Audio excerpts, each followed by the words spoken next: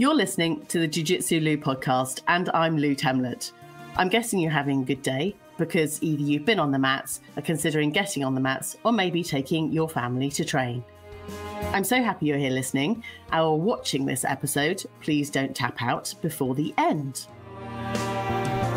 When you want to start a Jiu Jitsu school, learn what works for everyone else. I'd like to welcome Ian to my podcast. Hi, Ian. How are you doing? Hi, Lou. Yeah, I'm doing good, thank you.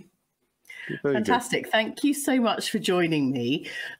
Let's have a bit of an introduction because you are Ian and you own an independent Jiu Jitsu school. So give me a bit of your background and what you're up to now.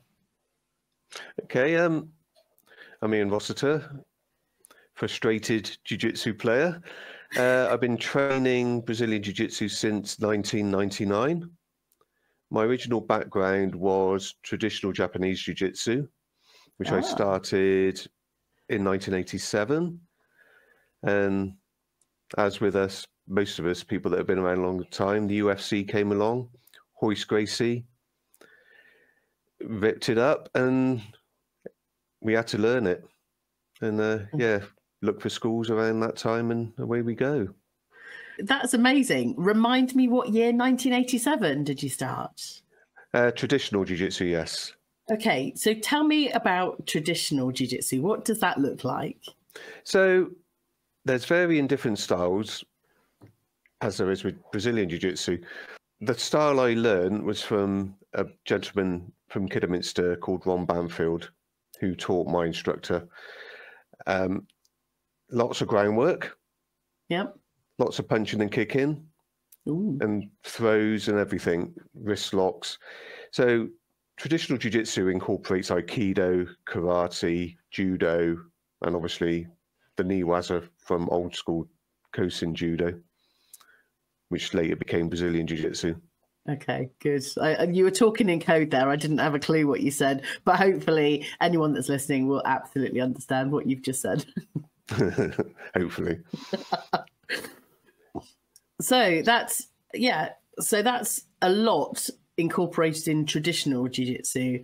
I've heard of Aikido because some friends of mine back at university in the 90s used to do that.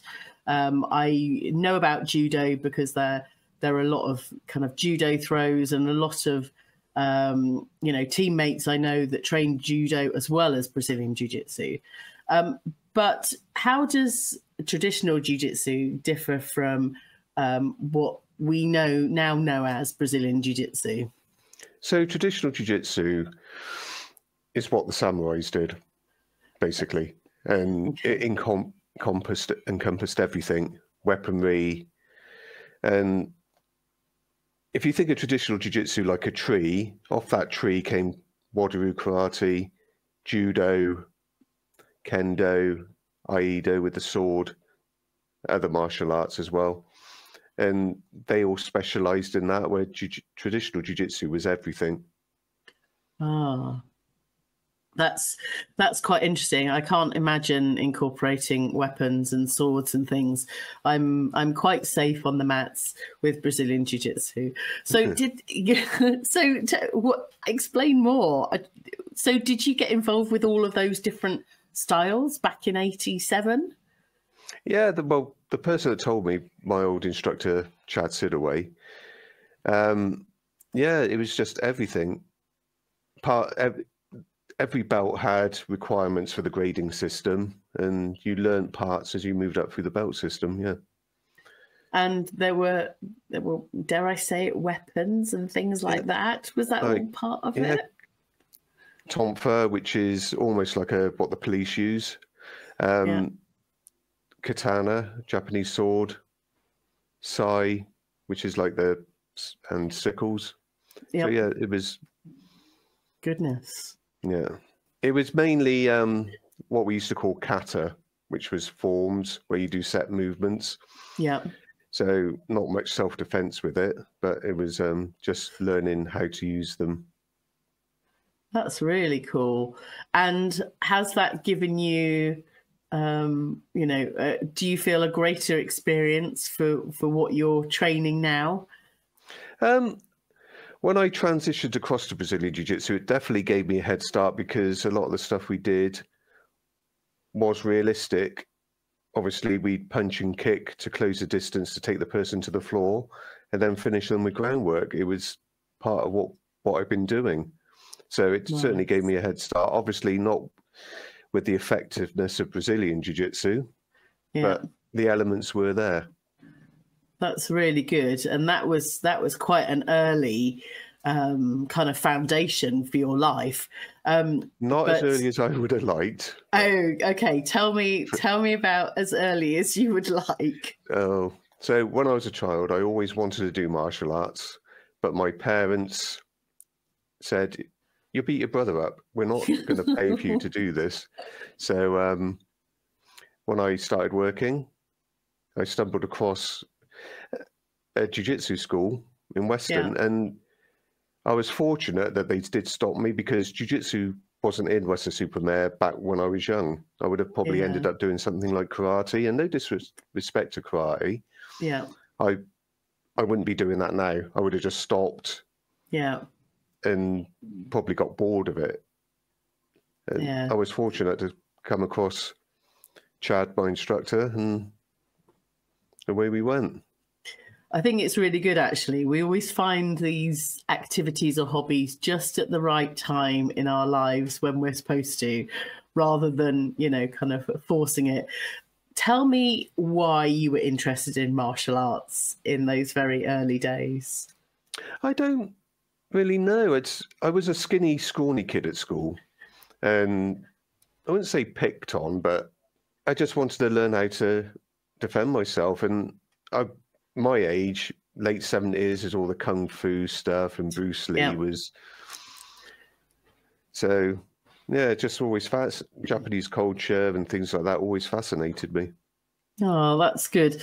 I remember growing up and my mum watching the Bruce Lee movies and all of that, but it never sparked my interest. But maybe there was something passed on in the genes to make me decide to start training now. So you run now an independent Brazilian Jiu Jitsu school in Weston-super-Mare in the southwest of England. And tell me how that came about. Okay, so with the traditional jiu-jitsu, I started teaching when I was a 3rd degree black belt.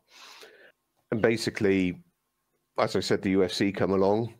I wanted to then pursue Brazilian Jiu-Jitsu. So we used to travel around the country with one other guy that I used to train with, just to find instructors, because back in 1999, there was no instructors in this country. The nearest was Maurizio Gomez at the custard factory in Birmingham. Oh, yes. Or we had to go to London to Club Kensington and make use of people who black belts that came over to the country to attend seminars. We were fortunate that a gentleman called Roberto Atala, that's all he did. He used to tour the UK giving seminars various weekends through the year. So we go up to Glasgow, down to Torquay, Paignton, and train with him. He was the first person to award me my blue belt at one of his seminars back in 2003. Wow. Maybe 2004. I have to check that, but I think it was late 2003 in Paignton. Fantastic. So you were promoted to your blue belt in 2004, which means it's 20 years since you were promoted to a blue belt, and now you're a 3rd degree black belt. Yeah. Tell me about those blue belt journeys. It was finding people to. Back then, we're spoiled now. There's jiu-jitsu clubs everywhere, and there was nothing back then. It was we had to learn from. It wasn't YouTube either. It was all scabby VHSs, and there used to be this book called The Fighter's Notebook, and it was like Encyclopedia Britannica, and you'd open it up and it'd show you have pictures of all the moves, and you try and link it together. And then obviously when an instructor came to the country, you'd go and train, and he'd say, well, you obviously learned that out of the book, you're doing it wrong. And I love that. And now we just, you know, follow stuff on Instagram, and then it's still wrong because we have to watch it a million times. Yeah. But no, it was shortly after that I transitioned. I left my traditional jiu-jitsu instructor and opened and did my own thing. Wow, as a blue belt. Yeah, but I was doing a mixture of traditional jiu-jitsu and Brazilian jiu-jitsu, but we were rapidly moving away from that. Yeah. From the traditional side. So I've spoken with a number of people, and they go to the seminars within the UK, and they travel abroad, and they have lovely holidays, and they, you know, go to training camps. But how many? It's quite a significant commitment to train a sport in this way. How many hours were you training back then of a week? I only used to run my club once a week. It then progressed to 2 as I got higher up the belts. Yeah. But I used to travel up to Bristol 2 to 3 times a week to train with either the 3 instructors I had in Bristol: Carlos Lemos, Italo Ferreira, and Chico Mendes. I used to travel up there 2 to 3 times a week to train with them. Wow. And then run my club. That's amazing. Yeah, Carlos came to Bristol in 2004. I remember going to the first session he did in a martial arts shop up Gloucester Road called Enzo Martial Arts, and it was a little padded little room out the back with mats. And yeah, I think that was the first Gracie Barra Brazilian Jiu Jitsu class that happened in Bristol. Wow. Yeah. That's amazing. That was in 2004. Incredible. And we've come such a long way in those number of years as well. And the amount of classes and schools and you look at it now, I'm not even sure how many Brazilian Jiu-Jitsu clubs there are in Bristol now. Because you think of all the amazing instructors you got Pedro, etc. Yes, and that's just one city. And, you know, if you're considering the whole country, and, you know, all of the different, you know, strands of Brazilian Jiu Jitsu. It's amazing. So all of that training, all of the experience, how difficult was it setting up your own Jiu Jitsu school? It hasn't been that difficult. It's been quite organic. Obviously, I had a student base from the traditional Jiu Jitsu when I moved across. Yeah. And it's just grown organically over the years. Obviously, where I am now with a full-time gym, class of 7 days a week, that only happened a year ago. Oh. Yeah. So a year ago, we went from 3-4 classes a week to full-time in our own facility. Previously, I've always rented mat space. Yeah. So November last year, I spoke to my senior students, Martin, Paddy and Chris, and said to them, look, we got an opportunity here. Let's do it. And they came on board with me. We were all equal partners. And yeah, the club wouldn't be there if it wasn't for them. So it's bringing them in and bringing them forward. So and giving them something to work for as well, and we're all working together. It's going really well. Fantastic. I'm really pleased for you. And actually, at the beginning of the show, you know, when you want to start a jiu-jitsu school, learn what works for everyone else. And it sounds like you brought on an amazing group of individuals to support, but equally, you know, working in partnership and, you know, making your school even more successful to, you know, 7 days a week opportunity to train. And it doesn't sound like an easy thing to do. Whilst you make it sound really easy, there are all sorts of logistics and various other things that I'm sure you've had to overcome, even if you felt like they've been really easy. Yes, obviously. There's 4 of us now. It's not just me calling the shots. So everyone has their different opinions on things. Obviously, I'm old and grumpy. I've been doing things a certain way for, well, as you said, 20 odd years and the rest. And bringing the other guys in, they've got a younger outlook. Yeah. So they're bringing fresher ideas. I'm no good with this social media stuff. So they're all pushing ahead with that. And it's working well. It's working well. Good. Obviously, Good. being a legitimate business as well now, it's brings That's other really added complications. But yes, I can imagine. Yeah. Well, it sounds like it's going great guns. Whereabouts can people find your school? Tell us a bit more. So, if you Google Rising Tide Brazilian Jiu Jitsu or Google my name, it'll bring up my website, and all details are there. We're just off the motorway in Weston-super-Mare behind Sainsbury's. So as you pull into Weston, massive supermarket on the right-hand side, and we're just tucked in behind there on the little industrial estate. Oh, everyone's fantastic. Welcome, as long as you're respectful. Good. Then, yeah, all's good. Fantastic. Now, I do want to ask you about your kind of superhero special moves, or something that a move that you would, go, yeah, that's my move. What is it for you, Ian? What, tapping? Okay, that's a good one. I wasn't expecting you to say that. Don't tap out before the end, please. No. I love collar chokes. Okay, good. And that's come from my judo and jiu-jitsu, traditional jiu-jitsu background. I love setting up collar chokes, especially baseball bat. It's my favorite. I was taught that yesterday on the mat by Salvo at Gracie Bar in Bath. So I know Salvo a very long time. I'm sure you've got lots of stories. I've got lots of pictures.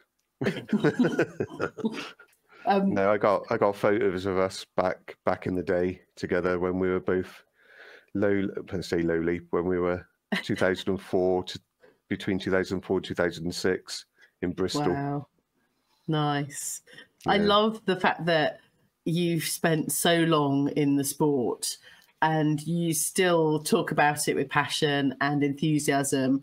And, there's still something to gain and learn from it. The biggest thing that scared me about going full time was losing that, because when it becomes a business, it can sometimes suck the joy out of it.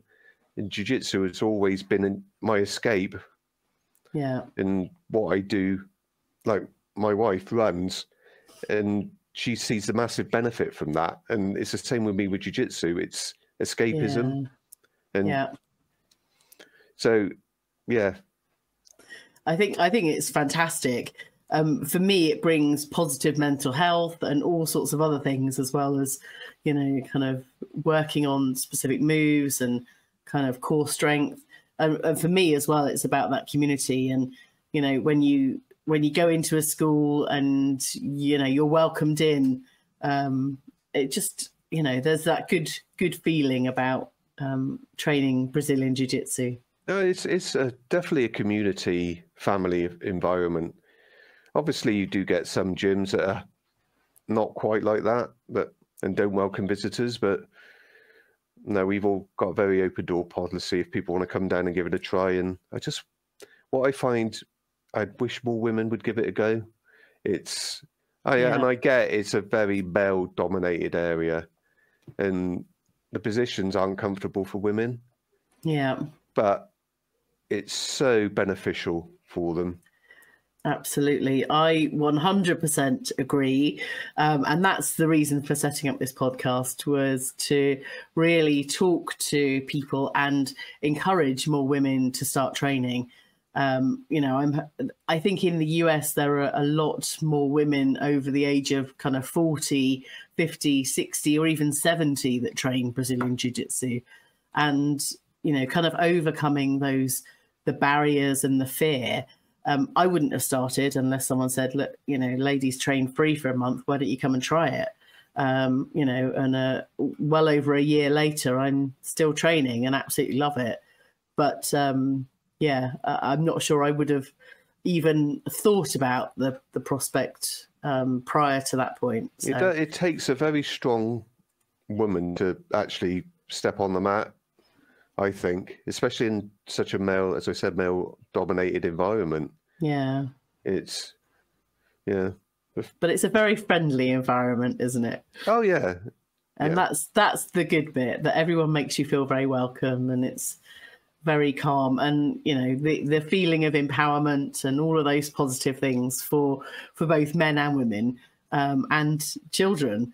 So your son trains Brazilian Jiu Jitsu as well. Is that right, Ian? Yeah, he trains judo with our school, our academy. We have judo there on a Tuesday night. Wow. And my children have trained judo, both of them have, since 4 years of age. Wow. So my son's 14 now. He's as tall as me. He does judo on a Tuesday. Yeah. And Brazilian Jiu Jitsu with me on the other days. Nice. I think it's so important to involve the whole family. It just, it's something to talk about or not talk about. And yeah, it's good. Why do you think there is so much of a judo influence in Brazilian Jiu Jitsu? Because it was a judo instructor that taught the graces. Ah, okay. I'm now learning more. Oh, right. Okay. So, ask Salvo to borrow one of his books. I'm sure he's got loads of them. But it was a judo instructor. Went to teach in Brazil, and he taught the graces. So, really, what we're doing is Brazilian judo. But obviously, judo and jiu-jitsu are very intertwined. If you get the chance, Google Kosen Judo. Okay. And Kosen Judo, you will see so many similarities with the moves and everything. High focus on groundwork, or niwaza. And So, I'll pop a link in the show notes for anyone that's interested and didn't quite catch that. This is the Jiu Jitsu Lou podcast with me, Lou Temlett, coming to you from the UK. When you're ready to pick up some Jiu Jitsu Lou merch, head over to jiujitsulou.com/shop. And if you're looking for a discount code, sign up to my newsletter. Today, I'm having a conversation with Ian from Rising Tide Brazilian Jiu Jitsu.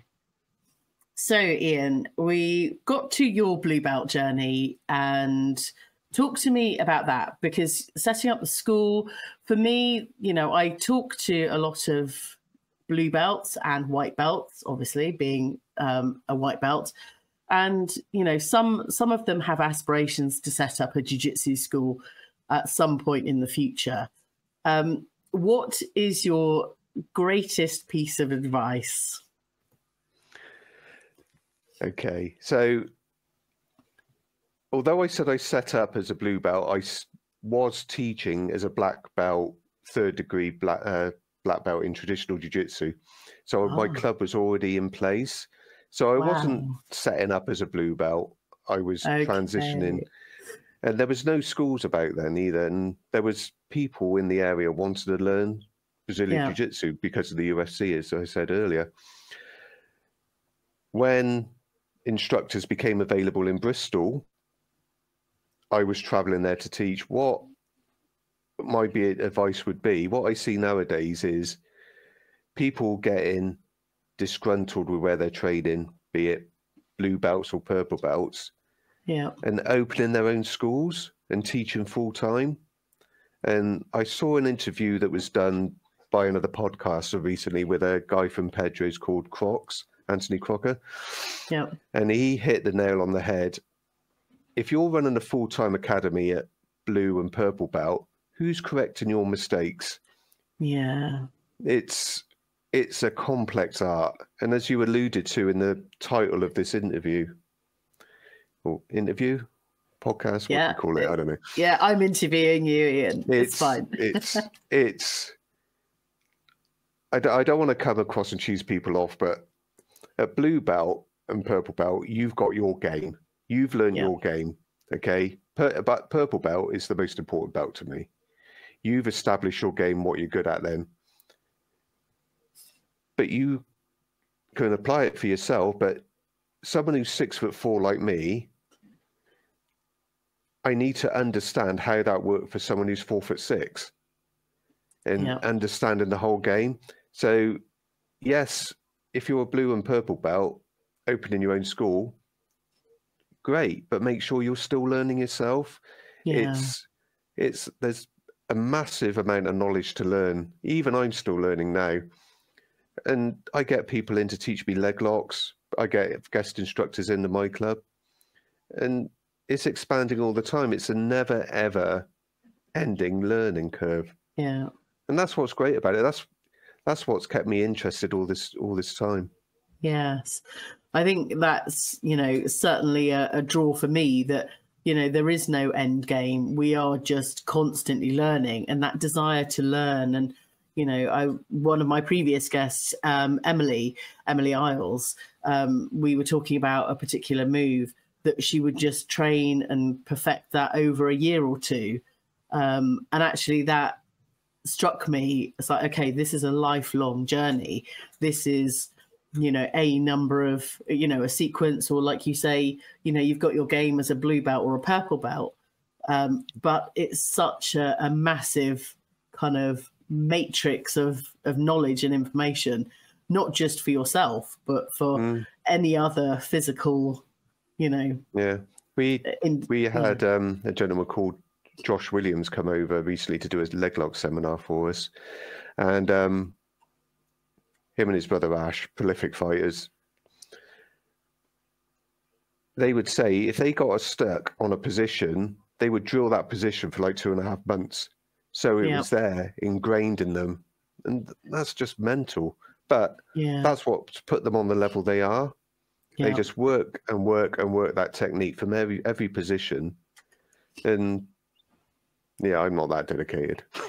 So what they used to do was, if they get stuck in us or held in a certain position, they would just then try the defense and attack from there. Yeah. Okay. Yeah. That's good. That's a good lesson. A good lesson on that one. So how many? We got the blue belt, didn't we? Yeah. We just keep deep. So 2003, 2004 time, I got my blue belt from Roberto Atala. Yeah. Then I was training with Carlos Lemos. Carlos came to the UK between 2004 and 2006. I got my purple in 2006 off of him. He then left to set up in Chicago, I believe. And I believe he's still there now. I haven't spoken to him for a long time. But he's Salvo's instructor, so you could speak to him about that. After Carlos left, an instructor called Italo Ferreira came over. He stayed for 3 years, and he was teaching again in Bristol in the same gym. I got my brown belt off of him, and then he went to Abu Dhabi. Then Chico came over, and the Chetmat team. And 2012, I got my black belt from Chico. And all that time, I was still only teaching 1, maybe 2 classes a week, and still traveling up to train with them. I didn't go full-time teaching more until I got to 3rd degree. Yeah. Was that a wise decision, do you think? It's expanded my knowledge. Yeah. Yeah. I got more understanding of technique than I ever have. Yeah. But you just, once you learn the technique, you see then when the instructor's showing it, what they're doing with their hands and the intricacies.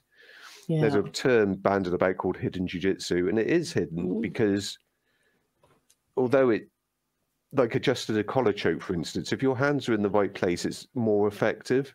Yeah. And it's just little things like that that add the extra to that technique. And it's only experience and learning off of an experienced instructor that gives you that. Yes.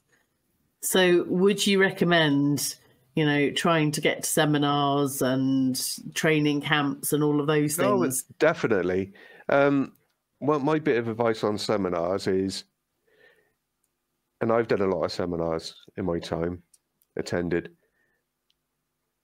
don't try and learn all of it. If you can take one technique from that seminar and add it to your game, you've succeeded. That's worth the 40, 50 quid or however much it is to attend the seminar, in my opinion. Yeah. Don't try and you get some people, they video it, they write it all down. Great. But if you can just take that one thing, it's worthwhile. Yeah. That's a really good mindset piece on that. I've attended a couple of seminars, not very many. And, sometimes it's quite overwhelming. And then, you kind of get sense checked and, you're not quite doing the move, you reposition. And it is really overwhelming because, it's in a really intense period of time where the move is being demonstrated. It's a tough scenario for an instructor given the seminar because obviously you've got white belts right up to black belts attending and you want to cater for everyone. So they'll show a lot of techniques generally. Yeah. When I do my seminars and I go out to, I've got a couple of clubs that are under us. One in Exeter, for instance. I'll go there and I'll show one concept and build a couple of things off of that concept, not give hundreds of finishes, just try and build that one part of the person's game or the club's game. No, that's good. Breaking things down and drilling, I found so much value in, drilling certain moves over and over again. Muscle memory is key. Yeah. There's a term I use all the time, baby steps. Everyone wants to do that technique at 100 miles an hour straight away. But a baby can't run straight away. It's got to crawl. It's got to walk. Yeah. It's got to toddle about. It's not until he's learned how the muscle memory, his body's got the muscle memory till they get that running technique. And it's the same with jiu-jitsu. Baby steps. Nice. I like that. There's an amount of frustration, when you're kind of a young adult, which I'm not now, but being told, oh, you can't run before you can walk. And you go, oh, shut up, I just want to do the thing. But actually, there's an amount of knowledge and experience that, you just need to turn on the slow down and, like you say, take the baby steps to just learn that muscle memory on those moves. I think it's culture as well today. Everyone wants things so quick. And it's not, you can't do it with jiu-jitsu. You've got to, if you're in it, you're in it for the long haul. Yeah, absolutely. Absolutely. I would agree. So we know where your school is in Weston-super-Mare, behind Sainsbury's. Are people welcome to come along for a trial class? Yeah, we offer 2 weeks free as standard. You can take as many classes as you want in that 2 week period. Don't buy equipment.